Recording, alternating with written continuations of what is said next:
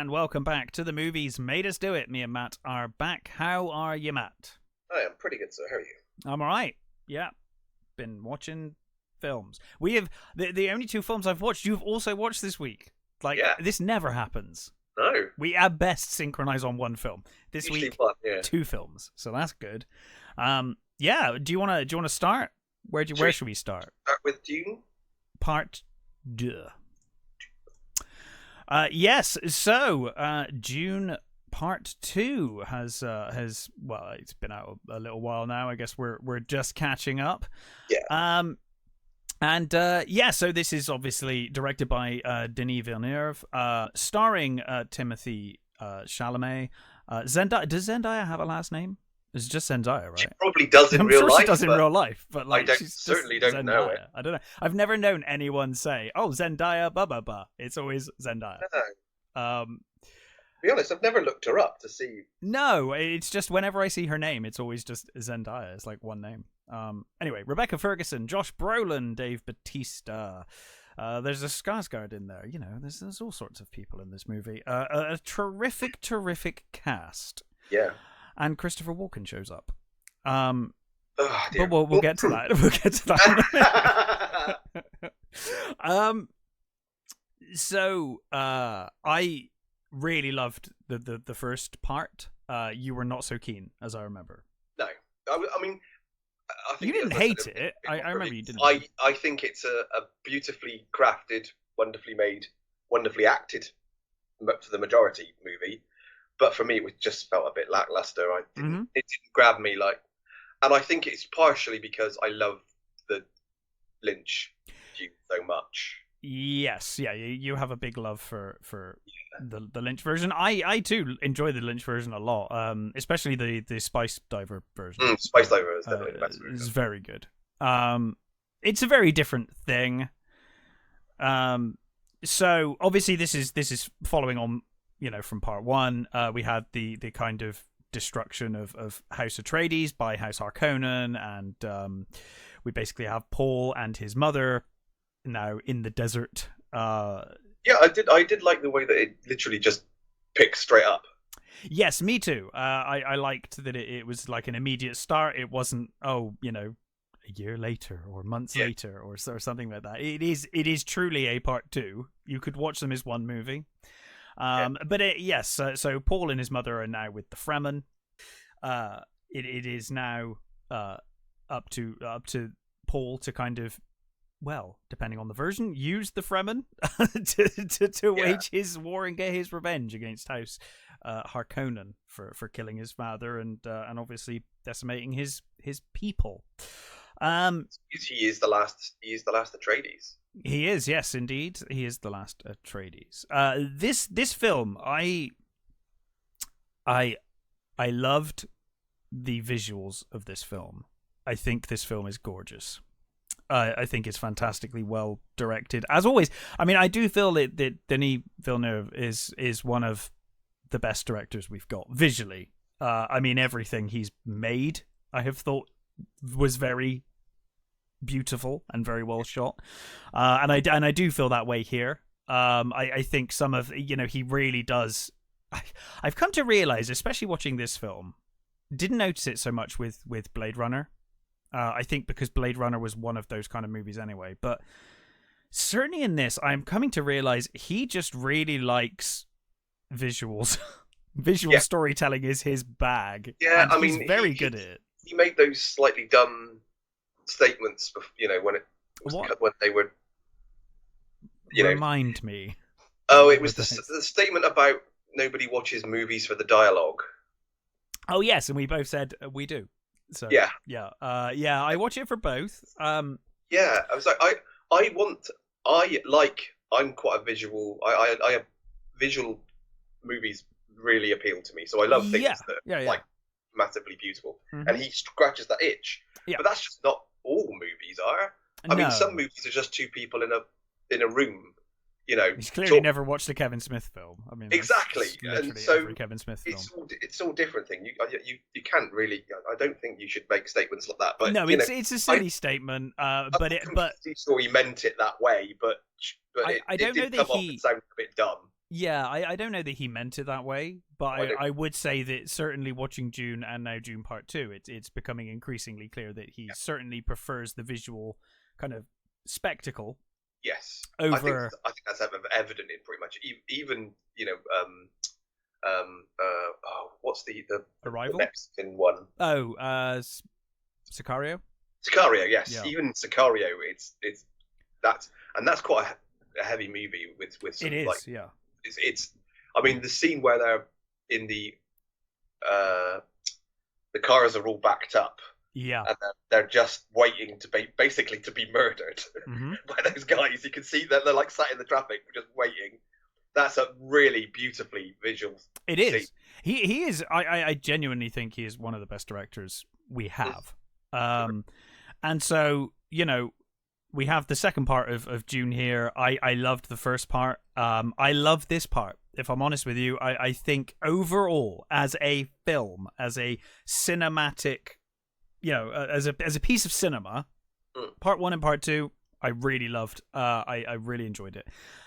I have some issues when it comes to my love of the book versus the films, and I think if I had.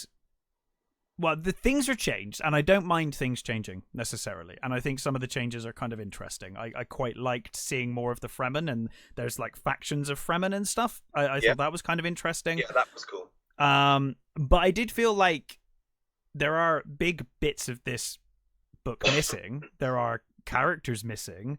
Yeah. And I'm kind of, on the one hand, I'm fine with it because I think it worked as a narrative. I think it worked really well as a story.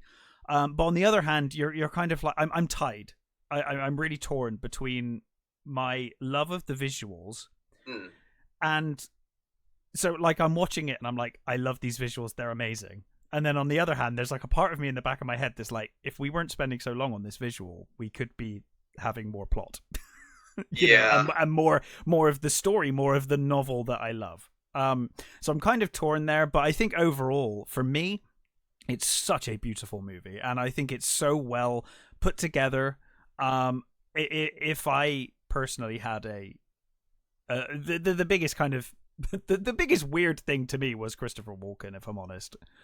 And I'd heard that before I saw it, and I kind of brushed it to one side. But watching it, I literally text Ben when I was watching it on Sunday. I was like, "Oh wow, Christopher Walken's just in this movie, huh? Like there he is." He's not acting. It's just Christopher Walken weird. there. It's like when they. I mean, he's not in it enough to like really ruin the movie or anything. But it not to ruin the movie. But the weird thing is when they cast him, I thought, wow, what a brilliant presence to cast the Emperor. Yeah. But he just looks like this frail. I mean, maybe it was a decision. It may have been. This frail old guy who's just shuffling around doing nothing. But he's also just acting like Christopher Walken. I didn't feel like he was playing a character. It just seemed like a mildly peeved Christopher Walken who couldn't be bothered to do anything. Yeah. It's a very odd choice. And conversely, I know that Florence Pugh has had a lot of criticism. Similar. I thought she was fine in this, personally. I didn't get that. I didn't like the accent she was doing. Okay, yeah. She was doing like an American accent, which I just thought was a bit odd. It did feel a bit out of place, I must admit. Why aren't you just using your normal accent? It seems a little odd that you're doing this odd American accent. Because nobody else around her was... I mean, Christopher Walken's Christopher Walken. Yeah. But no one else around her was doing sort of... No. American accents. It was a bit odd. So where overall did you fall on this? So, I completely agree with you with the visuals, except for the color palette. I still think, the color palette of Lynch's Dune is just fabulous. Everything is colorful. Everything is beautiful and and there's just no real color in this. I mean, that sounds weird because there is color in it, but I know what you mean. To have seen a bit more, it feels quite hollow. This movie. It is often like watching a film in sepia.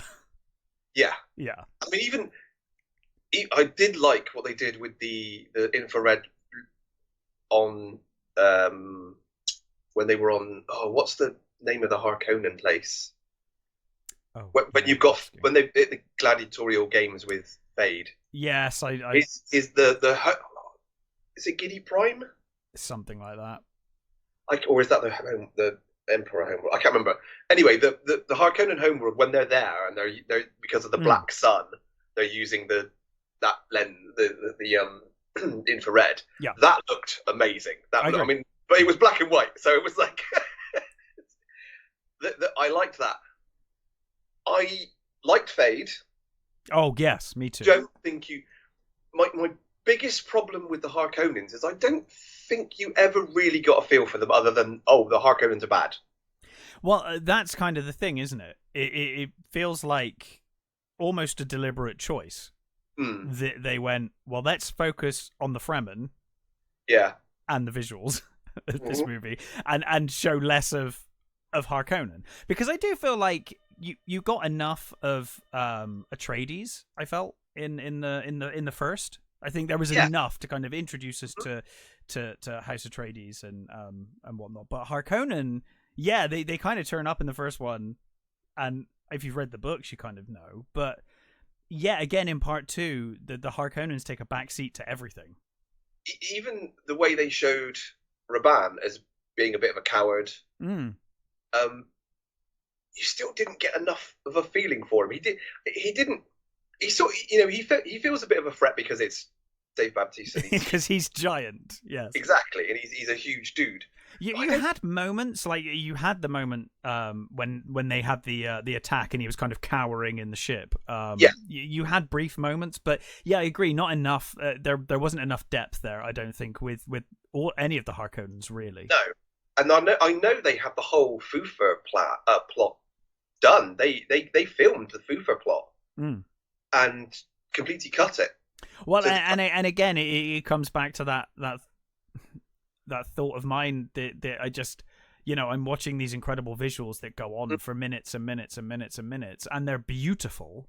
Yeah. But I do think I would have quite liked to have seen this, though. I would have quite liked to have seen that, though.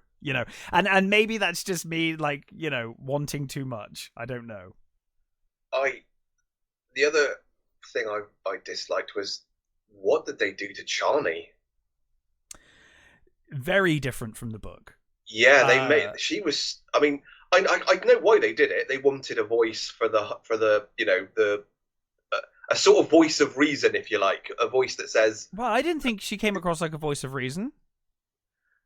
She goes back and forth. She flip flops. Yes, she does. So now, in the book, they should have picked somebody else to do what she was doing. Yes, an ancillary character could have done that. I felt like in the book, she knows goddamn well what's going on.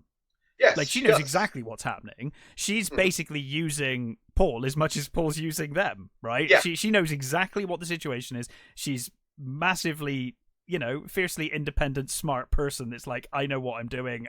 I know you're taking advantage of us. I'm taking advantage of you. Fine. Yeah. It benefits us all. Whereas in this, she's like, on the one hand, she makes fun of him, then she's in love with him, then she hates him, and then she's like, what are you doing? Like, pick one. Like, it was odd, I must admit. They obviously wanted her to be the sort of the fierce woman that wanted to be independent and wanted to be the voice of reason. And but I think get that. I think she's so smart. The character for it. She's so smart and strong in the book anyway. Yes. That it was like you could have just done the book version and it would have been fine. And here she comes across like a bit of a moron to me. Like she flip flops too much. I'm like, what are you doing? You're almost bipolar with how you're dealing with all of this. And I think she's the weak link on the acting front as well. I like her performance. I'm not sure about the direction of the character, which I don't think was her. But personally, I didn't dislike her performance. I think it was. Maybe it was just because of the flip flop stuff. Mm-hmm. It just felt. Yeah, it was weird. I'm glad you said that because I was thinking the same. It is odd. And I mean, there's a lot to like. I mean, overall, I really loved this movie. I think both parts. I think they're good movies. As a film, yeah. That's the thing. At their core, I think they're visually stunning, good, well-made movies. For me, they just felt a bit lackluster, and I don't. me personally, I guess maybe because I'm just too attached to the Lynch movies, the Lynch movie. I just didn't feel it. It felt a little hollow at times, and I just I feel almost bad saying this. Right, I will say now.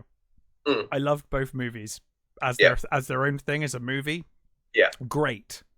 Yeah, but I have to say, and this probably sounds way more harsh than I mean it to sound. Go on. It feels like style over substance. Yes. In terms of like having read the book and knowing Dune, and seeing which parts they picked, which parts they didn't, which parts they changed, which parts they didn't.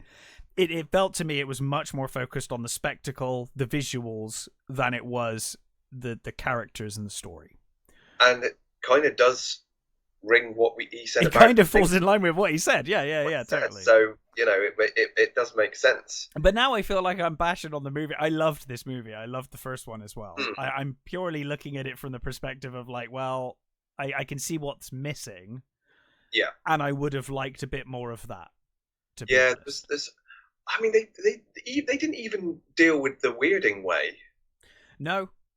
They sort of vaguely mention it. But they barely mentioned the lack of technology either. Did they even mention it in part one? If they did, it's very briefly. I think they might have, and I think they mention the weirding way, and then but you never they don't demonstrate it properly. Or there's one bit where Jessica at the very beginning, where it looks like Jessica teleports. Yeah, because he's about to get done in, and she's on the Dune, and my guess is that's because she used the weirding way. She moved, obviously. Yeah, but they didn't explain that. She just seemed to teleport. Yeah, I mean, in some ways, I kind of like the way that Villeneuve kind of just puts us in the universe, and it's just like that's the universe. In that you do see things and you're like, oh yeah, that's this, but he's never going to explain it or talk about it or mention it. We're just there and we see it in the background, or we're not going to go into the kind of detail. But on the other hand, it can be frustrating at times. So yeah, I'm kind of on the fence with a lot of this stuff, to be honest. There's so many sort of things that it leaves out. I mean, yeah. And I mean, look, it's a big book. It's a massive. Oh god, I always thought it was unfilmable, to be honest. Yeah, but they don't even do anything with the Spice Guild. No, the spice is barely mentioned. And even the spice, there's no real. I mean, they tell you what the spice is for. They tell you that it's he wants it, but you don't really ever get a feel for it. It doesn't seem to be. That should be a big focus. They should be going more into sort of that. And of course, they tell you what it does. They tell you that he's having visions and stuff, but it still didn't feel like it was doing it justice for me. No, and I mean, even in part one, you see like a navigator briefly, right? And then it's kind of. I was wondering. I can't remember whether you saw a navigator. I think you see like an early stage navigator, right? But not. Okay, I couldn't. But and again, it's like they don't mention it. It's just there. No. I think it just gets off a ship, and it's like okay. I mean, there are whole characters that appear that they don't even name. Yes. Yeah. So you're like, does that person have a name? But it's weird, isn't it? Because I can kind of enjoy it as just a movie of like I've read the book, so I kind of know anyway, so it's not a problem for me. Yeah. But I do kind of feel like if I wasn't a fan of the book coming in, I'd probably want to know some of this stuff. One thing that does make me happy is I think there are certain people that this is their franchise. And it totally could be Star Wars. I do think that makes me happy actually, because I'm glad. Because I think they're still I still think they're good movies. Oh, I think I think both movies were tremendous overall. If I'm removing my love of the books and my want for everything of the books to be in the movie, which is not really possible. No. I love these as a story. I thought it was great. I think that they've told the story they needed to tell overall. Yeah. I think it sticks the landing. It tells the story. It's beautiful. It's purely just my love of the book, and that I would like to have seen a bit more. I mean, on a visual level, one of my favourite scenes was just the scene of the Emperor's ship above the city. Yeah. And the fire coming off of the the ship, and just what a beautiful scene. I mean, you can't be dissatisfied with the visuals. No, and I mean, he is. It's one of the things I really love. Again, it feels contradictory to say this. I really think that one of the things I really love about this film is that he's so confident in his visuals, and he lets the visuals breathe. He gives it time. If it was in any other context, I'd be like completely on board with it. It's just purely that occasionally while watching it, I was like, if we weren't spending 10 minutes on this one shot, we could be telling a story somewhere else, you know? Yeah. But no, overall, I loved both movies. I loved this movie. I don't know. I don't get the lackluster thing that you do. I don't love them. I think they're good movies. Yeah. Would recommend them. Absolutely. But I personally, I don't think I'd ever watch them again. Okay, I would definitely watch them again. For me, I'd much rather just watch Lynch Dune. Fair. Because I know I'm going to enjoy that more. Yeah. But I would recommend it. I would say to people, I mean, first of all, I'd say watch the Lynch one first. Even though that probably is a bit mean, just watch the Lynch one first. But I know people that hate the Lynch one. So, but I would recommend them. But I would also say, personally for me, they don't appeal to me as much as I would like. Well, that's fair enough. So overall, I think I was right. I liked it more than you did. Yes. But I think we share similar issues here. And those it was more apparent in this part than the first one for me, personally. Yeah. But I loved it anyway. So I must admit, I also, this is probably, I shouldn't say, but I'm not a big fan of Timothée Chalamet either. I've heard that. I liked him in the role. I thought he was fine. I don't know. There's something about him I didn't find believable. Fair enough. I didn't get that. I actually really liked him in the role. I've seen similar criticism of him elsewhere. So yeah. I didn't hate him. I just thought it's for a guy that's supposed to be, that guy. I think Colin McCulkin does a much better job. But then, as I said, I guess I'm just being biased. But there's something about Timothée Chalamet's portrayal of it. Just, I never got the feeling that this is a guy who has lost everything and is trying to build something new, despite the fact that it's going against what he believes. Yeah, I mean, I certainly got some of the reluctance towards the end. You can kind of see he doesn't want to necessarily use the Fremen, but kind of feels that he has to. I think they did get that aspect down, that he's using them and kind of occasionally feels bad that he's using them, but kind of has to. Yeah. Or feels that he has to accomplish his goal. I will say, Josh Brolin, not Josh Brolin.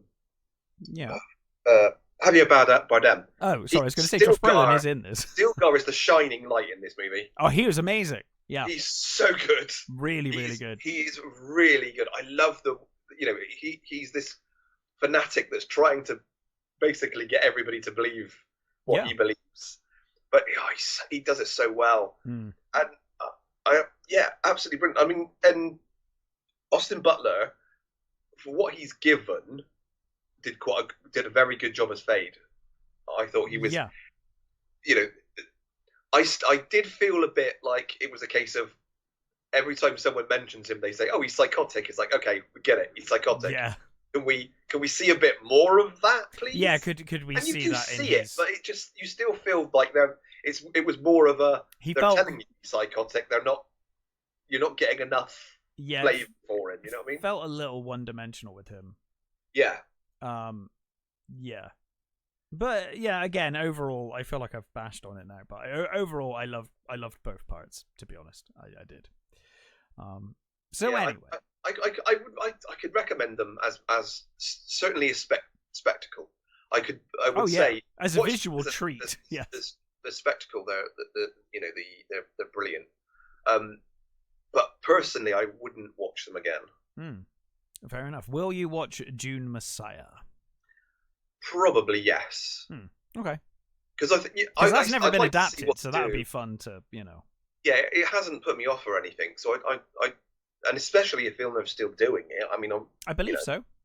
I want to see what he does. Mm. But it would, and I know he said he won't do despite the fact that I think they've got reams of footage of whole plots that they've not bothered with. Like I said, the whole Fufa thing, completely, and he said that I have no plans on doing a director's cut.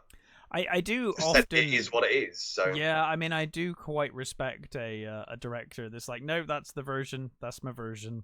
Happy, It's whether the film company will. Well, yes, the film company may change their mind, and I mean, to be honest, he may change his mind in later life. That's so true. Ridley Scott was perfectly happy with versions of Alien, and then the 20th anniversary comes around, and it's like, oh, actually, here's director's cut. So yeah, we'll see. Also, praising another character actually. Yeah, I really liked Keshkili, who was the other, who was Shawnee's friend. Oh yes. I thought she was great. She was very good. She was really good. For me, she out-acted Zendaya. Well, I think that would have been the better place for that role. Yes. To be honest, have her be that character. Yeah. But Yeah, considering the way she started as well, having her as the constant voice of no, we're Northerners, we don't believe in that shit. Yeah. I did like that. The whole northern southern thing was. I really liked good. The Fremen factions. Yeah, I thought that was a really nice addition, actually. That was very cool. Yeah. But yes, anyway, that was Dune Part 2. What else have you watched? So I also watched Slotherhouse. Jesus Christ.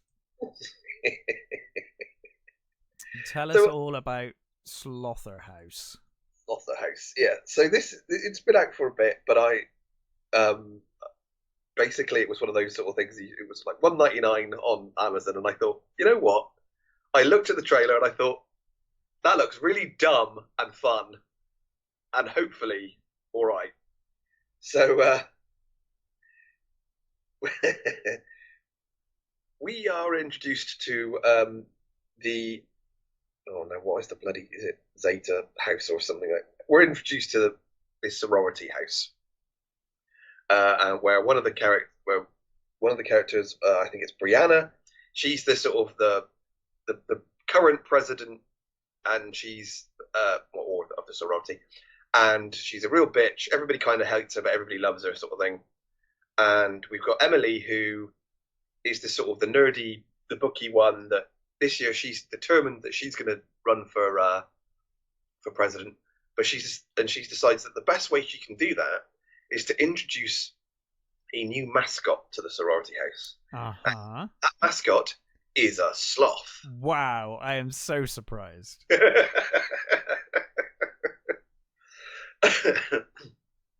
Now, they established that the sloth is an evil little fuck from the start. Right. I'm not spoiling anything. It literally starts off in the jungle with a lovely little sloth, and it's a full-on puppet sloth. Excellent. What, like a practical puppet? Nice. It's a practical sloth, and it's just the right side of naff. I really love the puppet. I thought it was fantastic. He's there in his tree, and he gets gobbled by a crocodile. But then you see the crocodile, it's got all these slash marks in it, and it comes up dead. Of course it does. And the sloth, slowly comes back up onto the land. So it's then captured and brought to America, where it kills its cruel captor, as it were, and then gets picked up. Like there were so many dumb things in this movie, but they're supposed to be. Well, yes. She just goes into this. She meets the guy at the mall, and this guy says, "Hey, how would you like a new pet?" And she's like, "No, thank you, no, thank you." And he's like, "It's like, well, if you're interested, there's a look at these lovely sloths." He's like, "I've got this lovely sloth," and then he goes off, gets killed by the sloth. She turns up at his house, and the sloth is just sort of sat there in the middle of this room, and she's like, "Hello, oh, there's the sloth. I'm just gonna sort of like pick up the sloth because he's really cute." And then you see sort of a shadow of like some sort of big cat. And she's like, "Okay, I'm going now." She just fucks off with the sloth. Right. Takes it to the sorority house. One of the things I love about this movie the most, because it's just so naff, is that I think most of the actors in it are British. I think it's an American movie with mostly British actors filmed in somewhere like Serbia or somewhere like that.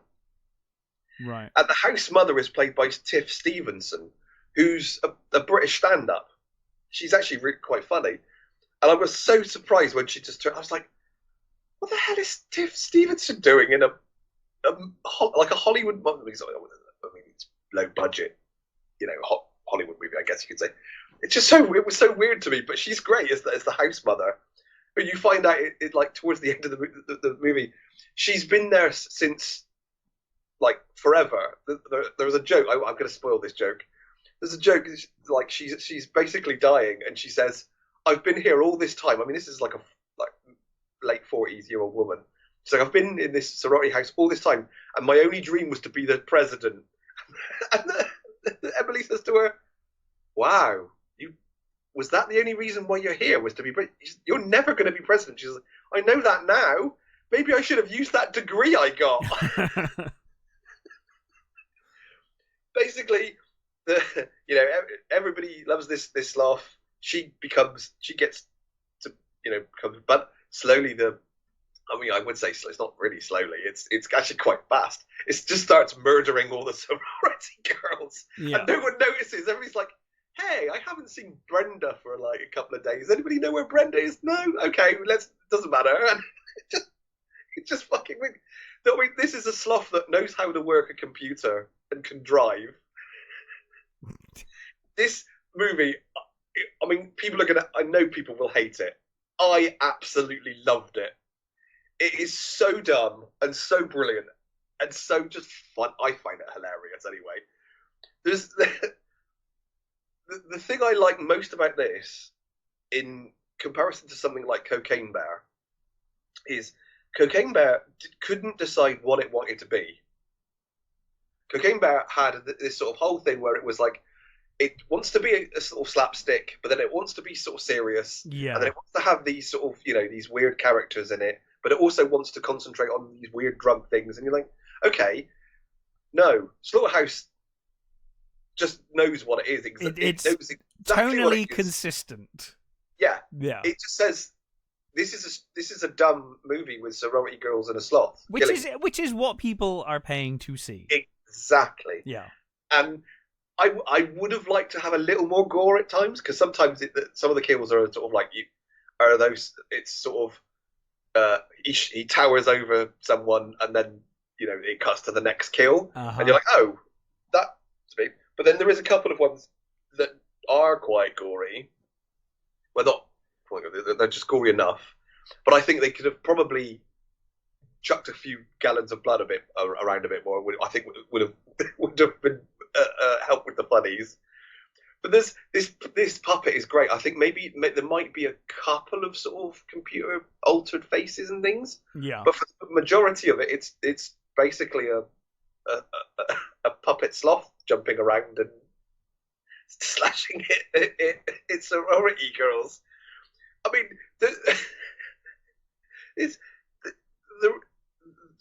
the American accents are terrible. Some of the acting is really bad, but it just works because I genuinely think they just thought, this is what it is. This is the movie we've made. This is how we're doing. We know, but this is what you're gonna get, and that is exactly what you get. I think whether it is literally a case of you only watch this movie if you think you're going to get a kick out of a puppet killing sorority girls, because that's all it is. Yeah. So you're going to get, and that's exactly what you're going to get. And for me, it was just a ball of fun. I really enjoyed it. I'm not sure you would go into a movie called Slotherhouse expecting anything less than that. I think people do though. Yeah, I know. You get reviews of movies where they just go, "Well, I didn't like it at all. It was very unrealistic." And Yeah, it's like, no what are shit. you watching? What? Yeah. You're not watching Citizen Kane. It's like No. it's good. It's called Slotherhouse. What? Yeah, I always find it weird when people compare movies across genres like that.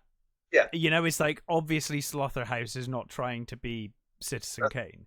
It needs to be judged within its own genre. And within its own genre, it sounds like it did a better job at this than Cocaine Bear. It did. It certainly did for me. Yeah. You know, Cocaine Bear had better actors in it and a bigger budget, I think. Yeah. But I enjoyed this way more than I enjoyed Cocaine Bear. It's just big old silly fun, and I really enjoyed it. The puppet is great. It's like it's so weird. I guess the question you have to ask yourself is, would I be interested in watching a movie where a sloth goes onto the internet and looks at people's socials? Yes. Yes, I would. And also takes pictures of itself while it's killing people. Yeah. Why not? And if that appeals to you, this is the movie for you. Because it's just dumb fun, and it was really enjoyable. As I said, the puppet is just really just the right side of naff, I think. And I had a ball. I absolutely had a ball. It's just dumb fun. Watch it if that's your thing. I highly recommend it to anybody who just wants. I mean, my wife looked at the trailer and she went, "I'm not watching that." I was like, I didn't expect you to. I just wanted you to show you. Yeah, I just wanted to show you the trailer. Yeah, fair enough. I will probably watch this at some point. It seems like the kind of silliness I need occasionally. So yeah, it is fun, and I was actually really impressed with Tiff Stevenson. I thought, wow, I don't think I've seen her in an actual proper acting role. I think I've seen her in things like TV shows as like a small part, but I thought she was really good as the house mother. And most of I think some of the cast have been in like English soap operas and stuff, so I sort of vaguely know they exist. I don't think I've seen them in anything, but I know I'm aware of them. Mm-hmm. But they all know what movie they're in, so it's great. Loved it. Well, Slotherhouse. We also both watched Late Night with the Devil. 2023 kind of horror film. Yeah. I guess it is a horror film. It is a horror movie. It's one of those like horror movies that's not in any way remotely scary or even kind of trying to be, I don't think. That's kind of how I take it. It's a weird subset of horror movies where it's like horrific, I guess, in subject, and I guess you could argue some of the visuals, but it's not really even, to my mind, not even trying to be scary. So it stars David Tashmal. I always mispronounce this name. Melchin? Yeah, that'll do. We'll go with that. Laura Gordon, Ian Bliss. And so I have mixed feelings about this one. So this film is basically framed as this kind of framed as a documentary. Yeah, it's basically set up as like in 1977. Yeah, you get Michael Ironside kind of doing a voiceover, very serious, like a Netflix documentary kind of style. Yeah, and so this Jack Delroy. Yeah, this host who was second only to Johnny Carson. Yeah, he's competing with Johnny Carson with his show called Night Owls. Yeah, and he had this great career and stuff, and he had this lovely wife, adoring wife. Yeah, and then there's like this incident happened on his show in 1977 that shocked people and everywhere and all that sort of stuff, and this is the footage from that night, and yeah, it's a really fun setup. Yeah, and it's basically, it says this is the show as it was filmed, with also like the between film, the between bits that were, Yes. while the cameras were on.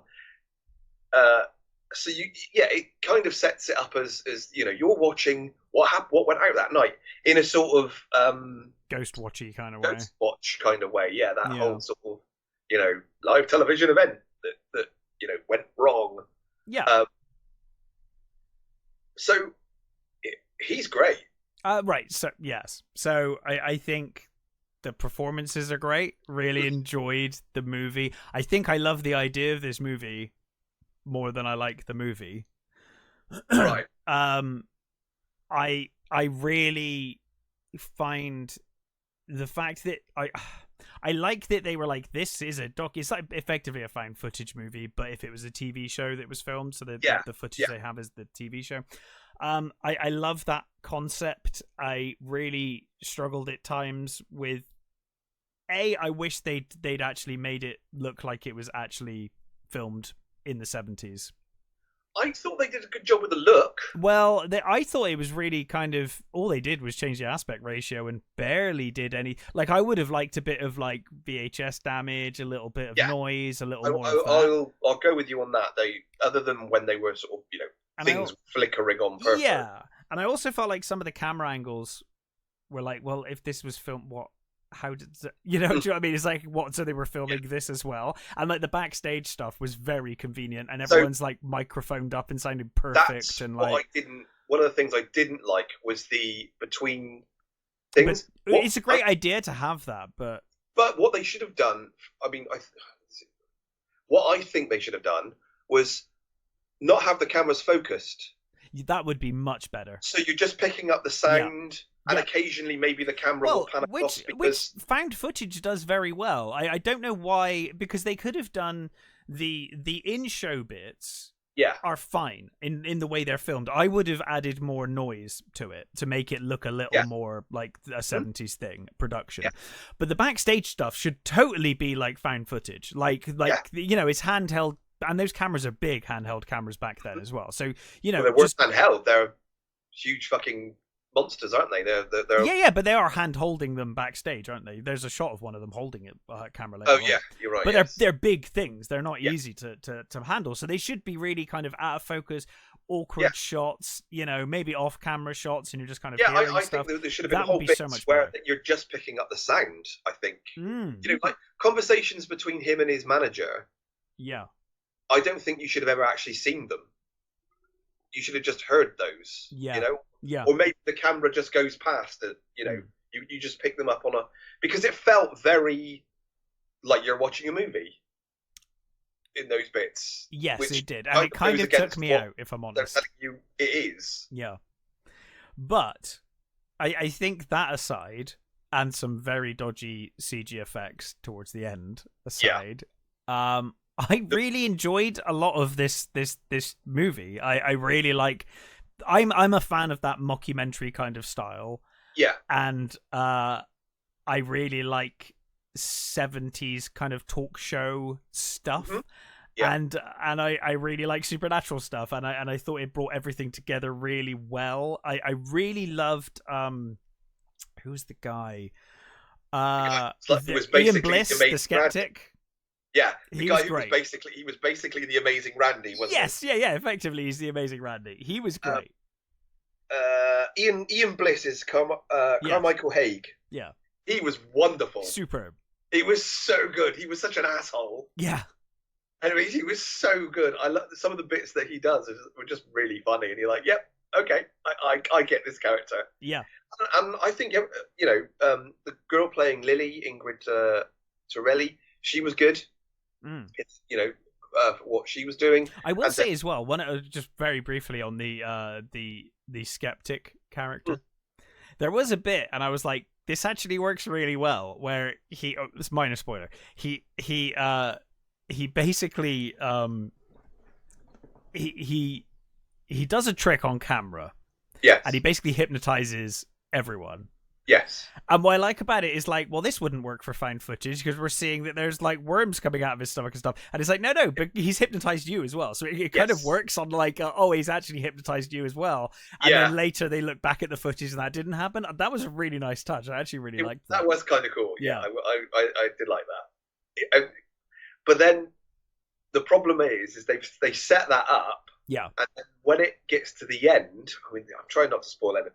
I thought the end kind of jumped the shark a bit, if I'm honest. Yes, I don't think it worked for the end. No, I agree. I do like. I don't want to spoil it too much, but I do like the visual of what happens. Let's say, I thought it was a bit over the top myself. What happens with Lily? I love that visual. Was awesome. I thought. I think it would have looked better if they'd noised it up a bit. Again, it would have hidden, because it looks kind of cheapy CG in places. Yeah. And I think if you had like a bit more of the the tape got chewed here, it would have probably looked quite creepy. Yeah. But I liked the concept. Yeah. I'm trying to dance around what it looks like. Same here. It is cool. I agree. Yeah. And I mean, I love the whole sort of all the stuff, you know, the secret society with the guy. The Grove, is it? The Grove? Yeah, the Grove. And with the guy who was basically because they kind of insinuate that that's why his wife died, right? They're like, that was the payoff, that he managed to save his career by selling his soul or something to this cult, and as a result, his wife got cancer and whatever. And it was an interesting setup for. And all that stuff was really good. The whole sort of you know, him bringing his wife on the show when she was dying, and you know the bit with the sidekick and stuff. I liked that. That was all really good. Yeah, I really liked it. You know, all the sort of all the guest characters, like you know, like him and the guy who was basically I'm forgetting the name of the bloody psychic he was basically being, but he was really cool. The what's the name? Christo. Oh yeah. He's great. The projectile vomiting. The funny thing is, you could see the people they were supposed to be. God, yes. The guy who was Xandor. Uri Geller. Yeah, he was so Uri Geller in a lot of the stuff he was doing. Didn't they even say to him at one point about bending spoons? They did, yeah. and Xandor was so clearly Anton LaVey. Oh, sorry, I thought you meant yes, yeah. Xandor, who you only see in the sort of clips, isn't it, of when they give you Lily's story and what happened to her and the cult that she was part of. Yeah. You can see the sort of the influences all over the place, and I like that. It was I thought that was well done. I did enjoy the movie. I really enjoyed it. I just felt like I think it was good, and I think with a couple of tweaks it could have been great. That's kind of how I see it.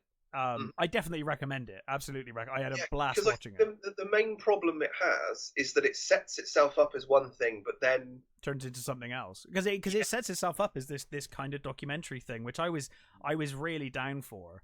Yeah. And they drop it in the final 10 minutes or so. It's completely gone. The found footage thing's gone now. That's not a thing, and that's not necessarily a problem, but certainly leading up to that, I think I could have lived with the stuff in camera on the show if the backstage stuff had been a bit more found footagey.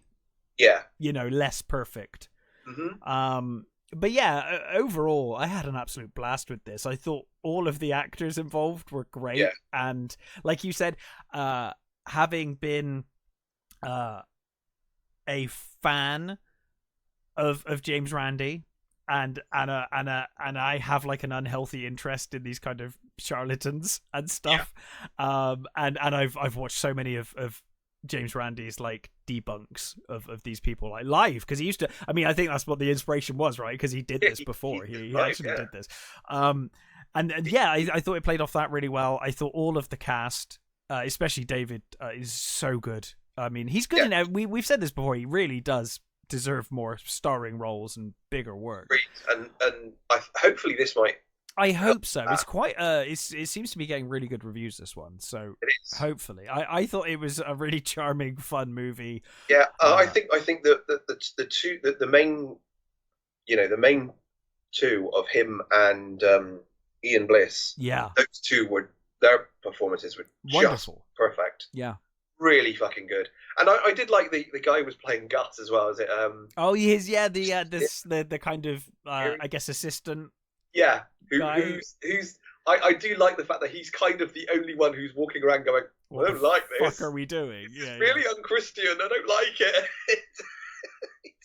He's quite a sweet little guy. I really liked his character.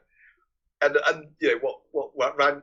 I'm going to keep calling him Randy. Well, he basically is Randy. Carmichael. Yeah. What Carmichael does to him is actually really funny. Yeah, because he's like the most innocent of all of them. Yeah, and he's like, no, pick on Jack or someone. Don't pick on him. Like Gus is the nice guy. Totally why they pick on him. It's great. I love that. It was funny. But yeah, it's really quite well made. It's you know, other than some of the ropey effects, I know it's getting shit because the break. We're going to a commercial break. The boards for that were done on AI, and it's getting shit for that. And it's like, does that matter? Does it matter? They didn't film the whole fucking thing in AI. No, like it's just a couple of. No, I think there's. I would right. So if they just fed the script, if the script was written by AI and then the whole fucking thing was just generated by AI, I'd agree. But there's a lot of artistry that's gone into this film. There's a lot of well thought out dialogue. There's interesting character arcs. There's great shots, cinematography. I mean, like I said, I would have liked to have had it a bit more noisy. But that's just a personal choice. It's really well filmed. To just be like, oh, they used some AI still, so fuck them. Yeah, like I think that's a little harsh. I think there's a lot of artistry in this film, and there's some superb, you know, acting. No, I didn't even realize actually. So which parts? So it's literally just the owl, the boards, the owls. Yeah, the we'll be right back stuff. Yeah, the owls and the skeletons were done with AIR. Who cares? And it's like, I know such a tiny part really, of the really movie. against AI art. I'm an artist. I paint, I draw, but I have no problem with AI art. I think it's a tool if it's used well. It's a tool that can help people. It's fine. It's not lazy here. No. It's not like they've made the whole bloody movie with AI. Like it's literally just some pictures. Yeah. So I guess some people just like, it's not the spirit of 1977, is it? It's like, well, neither is a lot of this film, but that's not really the point. I think that's just. I mean, if I was going to be that anal about it, I would have been like, well, they should have shot it on like high grade VHS and done it, you know, or like done it reel to reel, you know, like film it properly, fuckers. Proper polyester suits. No, I thought this was a gem of a movie overall. Yeah, like I said, I just felt like it could have been something spectacular if they just changed a couple of things. But overall, I really enjoyed it. It's one that I'd recommend. Definitely, there's a lovely little sort of. Like you said, it's not a horror movie in the horror movie sort of. Yeah, there are horror moments. I should. I watch a lot of horror movies. That's probably unfair to say it's not a horror movie, but it's one of those. I feel like sometimes talk about all the time about the whole thing about jump scares and things. It's a horror movie in that the themes. Horror themes, yes, horror themes. I would say it's a mockumentary with horror themes. Yeah. And maybe the very end, I guess you could argue, but like it's not a jump scare movie and it's not a psychological horror movie. There's no real attempt to scare you in this movie. No. What it is this interesting situation. Although I suppose if it was a real thing in the 70s, it certainly would have probably got people. You know what I mean? Like in the sort of Ghost Watch type thing. If it was, Ghost Watch got a lot of people. So yeah, exactly. Yeah. So certainly in 77, it would have got a lot of people. Oh yeah, for sure. Especially given that CGI wasn't even a thing back then. If they saw that, it was totally mind blown. But yeah, overall, I really enjoyed Late Night with the Devil. Highly recommend it. So, what else have you watched? So, I also watched I was going to say it's just Dream Scenario. Uh-huh. So this has been, again, it's another one that's been out for a bit, but I finally got around to catching it. It's Nick Cage and Julianne Nicholson. Yeah. We've got Tim Meadows, and it's basically directed by Christoph Borgli. So it's basically this. So we've got Nick Cage's Paul Matthews, who is a professor at this university, and he deals with evolution and that sort of whole sort of what's the word I'm looking for? The science. Science, yes. The Darwin, the whole Darwin evolution sort of, yeah. and stuff like that. And he's a very dull man. He's got a lovely wife and two girls. Now that is acting. He's Nicolas Cage trying to act dull. That's a hard job for Nick Cage. I think that's why they picked him. Yeah, no, it's great. It's a great contrast. That's why they picked him, and he does a wonderful job. Sure he does. I'm sure. I mean, his whole posture, and they give him a slightly false nose, and he's such a great. He really throws himself into every role. Yeah, he does. I love that. Completely method. That's how he likes to do it. And so he's this really dull guy, and there's you see him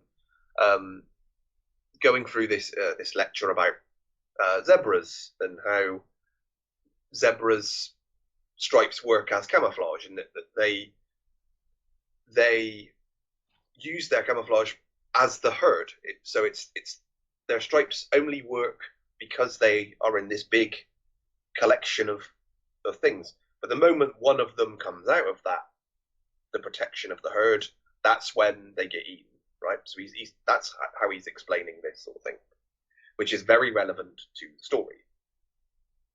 So he also has this thing where he at some point when he was, I think it was in college, he had this theory about ants and how ant hive minds work. And he had this idea for this book, and he never wrote it. So he never wrote this book.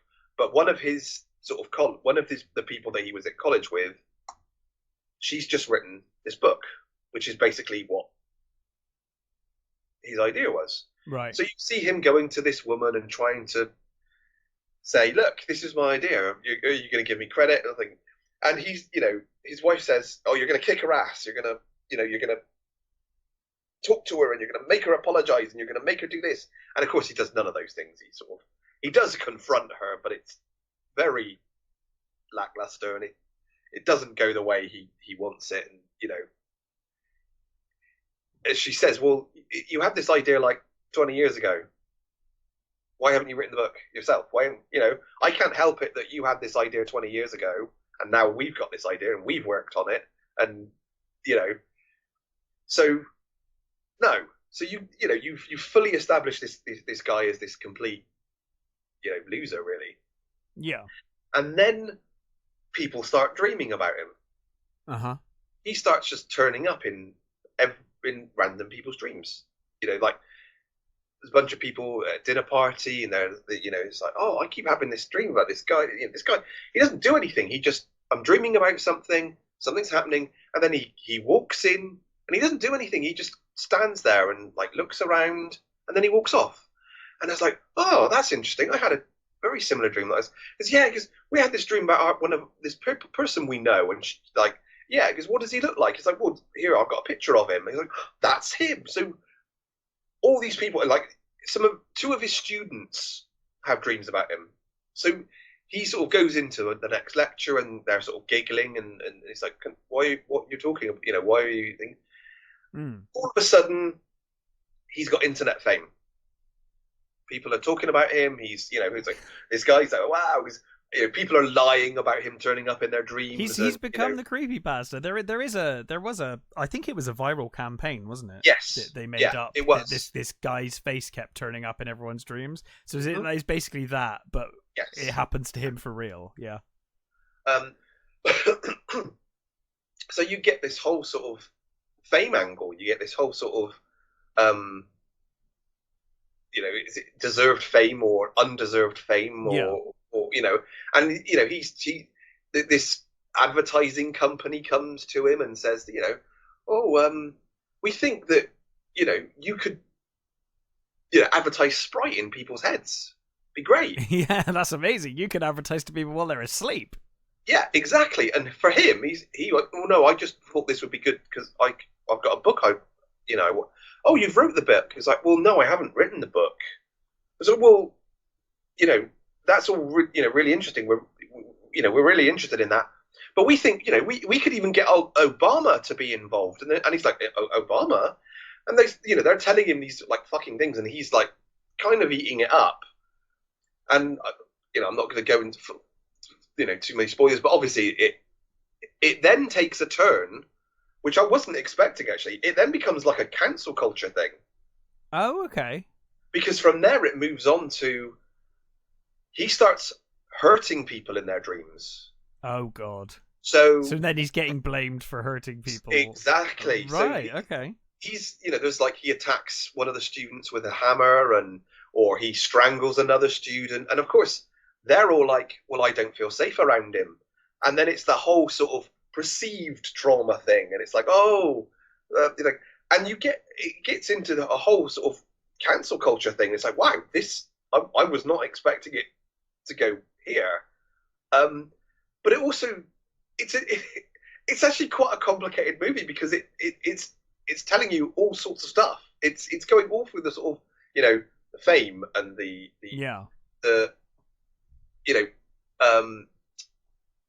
stuff you think you deserve, entitlement. It goes into the whole entitlement thing because he's even though he's a complete loser, he has this sort of entitlement that he thinks he should be better than he is. He should be known for as this a great guy who wrote this amazing book, but he's never bloody written it. So he has this entitlement that is undeserved. Yeah. And it goes on through all these sort of like these little things. It goes to cancel culture, and it goes to fame, and it goes to actual just dreams and how your head works, and how it doesn't obviously go into full details, but it has this weird dream logic. And there's a bit towards the end, it gets into this sort of thing where this company comes up with a device that allows you to go into people's dreams if they let you. Right. And then it becomes a sort of weird sort of thing about advertising and influencers and all that sort of stuff. So it's got a lot of stuff in it. Really, big sort of quite heavy stuff, really. And again, it's Nick Cage doing absolutely wonderful work because his character just goes from this sort of quite sort of depressingly miserable guy, just depressingly sort of sad loser, to being this sort of massively famous, huge like name, and then to being this fucking pariah. They're like, people are beating him up and vandalizing his car, and it's this whole it's quite the arc he goes on, and I'm not going to spoil it, but how he ends up in the end. And I think people have been disappointed with the end, and for me, I thought it was kind of a perfect end for it, because I think it doesn't have a sort of a conclusion of this is the conclusion, this is how they feel. It has a sort of, no, this exists, and maybe we don't know how to finish it because we don't know how life is going to turn out. You know what I mean? Yeah. I think it has that. It has an ending which some people have seen it as a happy ending. Some people have seen it as a miserable ending. I'm not sure it's either of those things. It's a sort of, I can't say I was 100% satisfied with it, but I see it as an ending that works because of the way it does, because of what happens. I'm not going to explain what happens. But I could see why people would be very upset with it. Yeah. But Cage is wonderful. it's very it's a very complicated movie to sort of to discuss, because I think it will upset people, and I think it will, I think people will get on, will latch on to certain bits of it. So, some people will completely latch on to nothing but the cancel cultural stuff. Some people will latch on to just the fame stuff and it does feel very, it does sort of pick a side, really. It does feel very anti sort of influencer, and right. I think it does show that cancel culture is bad. Of course, cancel fucking culture is bad. We all know that cancel culture is bad, but I think it deals with it in an interesting way that I really enjoyed. If you can enjoy this movie, it's not a movie that you're going to watch and go, oh yeah, that was a really that was a rip roaring fun time. Yeah, it's not a rip roaring fun time, but it is a really interesting, brilliantly acted movie. And it will make you think about stuff, and it will, confront stuff about, are you doing enough? Have you done enough in your life? Do you deserve what you have in your life? Are you listening to, are you, it's the whole herd thing, the whole thing about the zebras, and are you safe in your little bubble, because that's the way it is, or, do you want to sort of be like that? Do you want to be the one that goes out and puts their face out there and get murdered, as it were? But it's I really did enjoy it. It's a very, it's one of those ones that I watched it with my wife and she absolutely hated it. Oh no. That happens quite a lot with you guys. Yeah.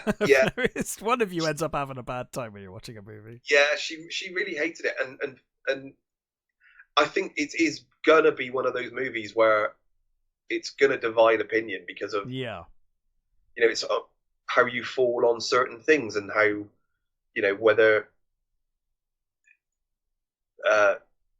how you feel about his character, and whether it's certain things that happen are selfish, or whether certain things are justified. It's a very, very interesting movie. I think, do not watch this movie if you just want to have I'm just watching a movie to be entertained. Sure. This is not a movie you watch to be entertained. This is a movie you watch, to have a bit of a think, and a bit of a sort of, if you want to see something interesting, and, I won't say out there, because some of the dream stuff isn't, like really, really like Lynch dream stuff. Sure. But it does have its moments of sort of weirdness that is well, I some of them is quite fun, but yeah, it has those moments of weirdness that is really not going to appeal to a lot of people. So it's a hard movie to recommend to people. I would recommend it to certain people, but I think a lot of people will struggle, because it's not an average I'm going to switch off and watch a movie. Sure. Well, but I really liked it. I thought it was a great movie. Yeah, I mean, I will more than likely watch it, because it's Nick Cage, and I kind of like, it's kind of an interesting story as well. Actually, I'm kind of curious. Yeah, and I think the trailer does a pretty good job of showing you what it is, but some of the twists you go, oh, I didn't expect that. I certainly didn't from the trailer. So it's a very interesting movie, and Cage is wonderful in it. Yeah. And I think most movies recently Cage has been wonderful in, that that he's done. Even that Retirement Plan, he was good in it. It's just it was a terrible movie. Yeah, and I quite enjoyed Sympathy for the Devil, or whatever it was called. I haven't seen that one yet. That was fun. Yeah, it was good. It was good fun. It's good at that. So yeah. Well, that I believe is it for all of the movies that we've watched this week. We should mention Bernard Hill passed away yesterday, day before yesterday. Obviously of Titanic fame, Lord of the Rings fame. Yep. Yeah, great actor. I was a kid when Boys from the Black stuff came out. So I've known him since then, since being a kid. Oh, I've known him since before Titanic. Yeah, yeah. It's just like that's what he's most famous for. Is those two? Did you ever see Boys from the Black stuff? Yes, a long time ago. It's such a depressingly great series. Yeah, it's so good, and his character Yossa Hughes is so tragic. He's such an amazing character, and he's such a great presence in that series. I would it's a series I would recommend, but it's a bleak watch. Sure. You know, it's about unemployment in the 80s. Yeah. And it's a really good series, and he was a wonderful part of that. But yeah, I mean, I think the outpouring of love for mostly for Lord of the Rings. Yeah. King Theoden. I mean, he did a spectacular job as Theoden. He really did. I thought he did a very good job in Titanic as well as the captain. I thought it was a fine performance, you know. Yeah, he's always been a solid actor in everything he's been in. One of those actors, you know, if he's going to be in it, even if it's a terrible movie. Yep. Scorpion King. You know, he'll still be good in it. He'll still give a great performance. Yeah. You know, for the role he's given. Yeah. And so many, you know, the voice of so many adverts and documentaries. Yes. He had that amazing voice as well. So, yeah, he will be sorely missed. Absolutely. Is there anything else you want to cover before we disappear? Just things that piqued my interest. One thing I literally saw just before we came in. Right. Mike Flanagan is up for to be directing the next Exorcist movie. Well, it talks to the Exorcist Deceiver. Now that's for me that's slightly disappointing because I've heard of the last Exorcist movie. Oh, it was fucking awful. Yeah, it's like. But he might do a good job. Well, the thing is that it's a bit late now, but I trust him to do a good job.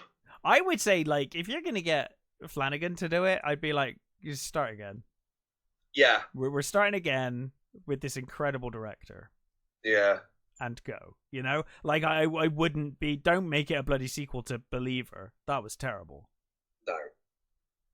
No. Make it a sequel. I don't know. I guess if you're gonna do a sequel, make it a sequel to 1 and 3, and just like ignore Believer, which is kind of what Believer was trying to do anyway. But yeah, rough. Yeah, I don't know about that. I hear the Omen prequel's okay. I've heard. I haven't seen it. I've heard mixed, but yeah, positive. Mm-hmm. Yeah, I mean, the whole idea is a bit weird because we know who Damien's mother was. I am told by my friend it does make sense and work. Okay, so that's what my friend said. I can't swear that that's the case. I am told that it does. It's not like they haven't retconned it. Okay. So yeah, I hear generally good things about that, but yeah, God, that Exorcist Believer was terrible. Yeah, and and then I did see that literally before we started recording was the Vin Diesel's going to be doing another Riddick movie. I wanted to surprise you with that because Matt loved the last Riddick movie. Oh man, that last one was just so appalling. You should have heard Matt talk about the last Riddick movie.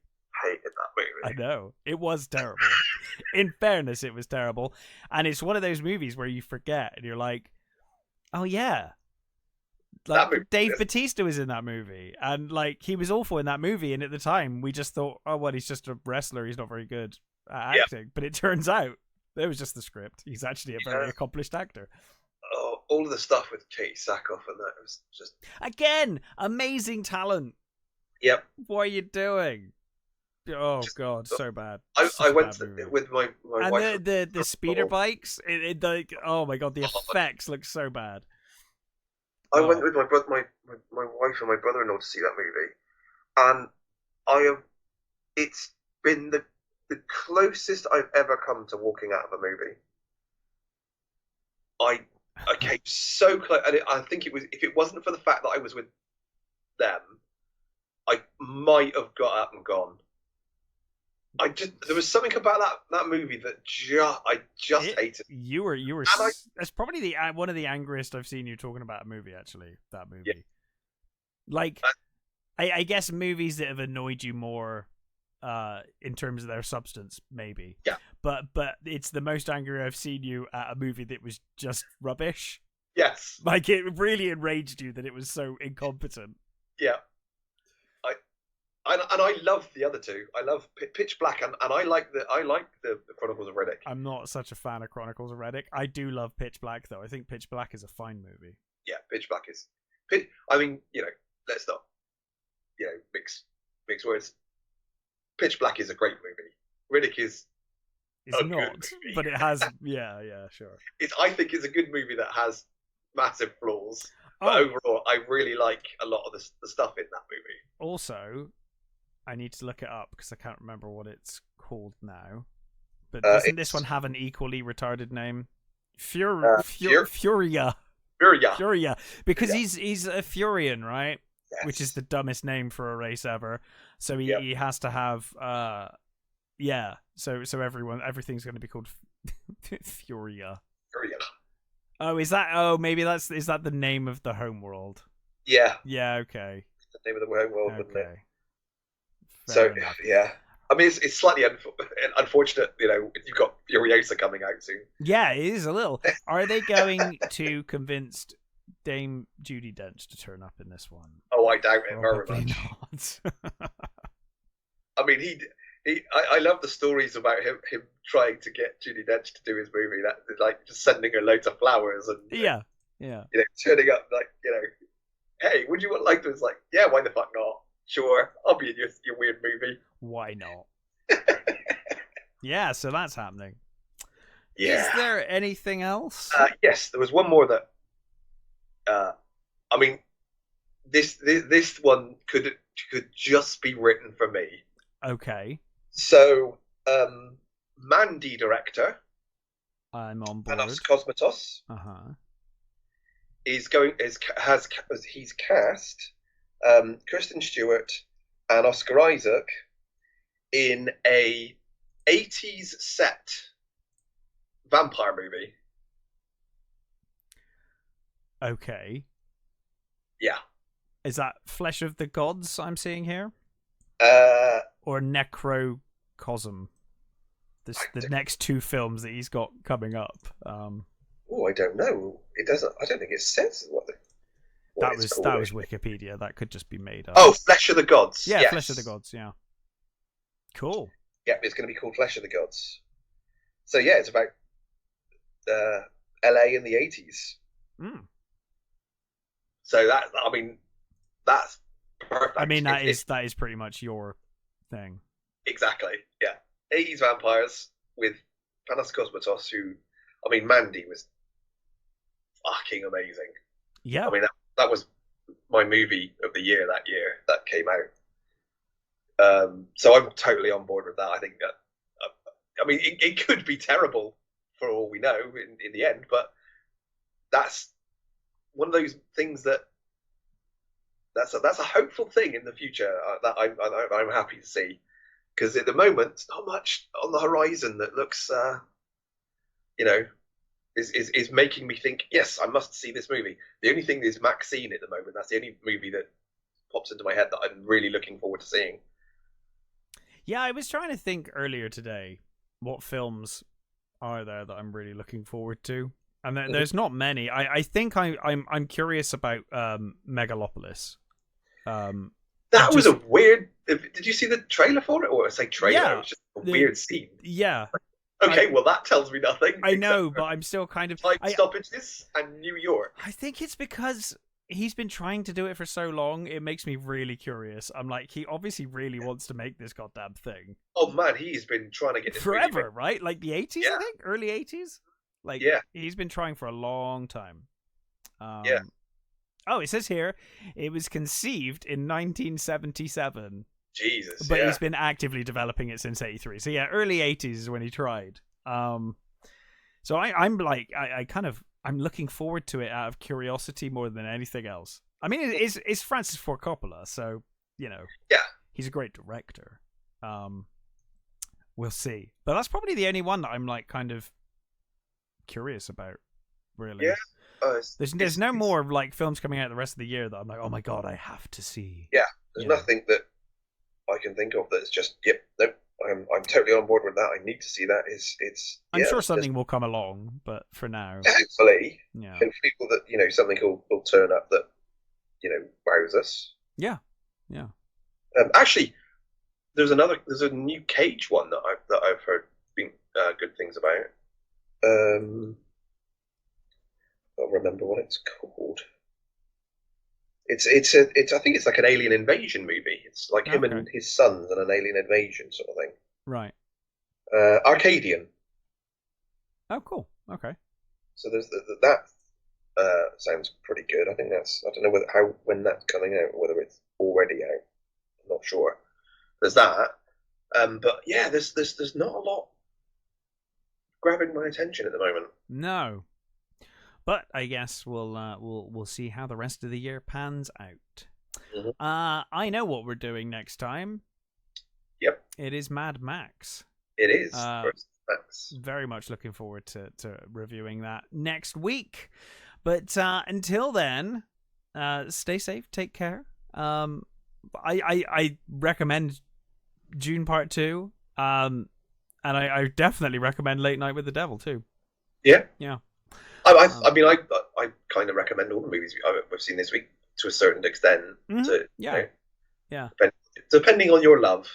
Cool. Well, we'll be back next week with our review deep dive of Mad Max. But until then, stay safe, take care, and we'll catch you next time.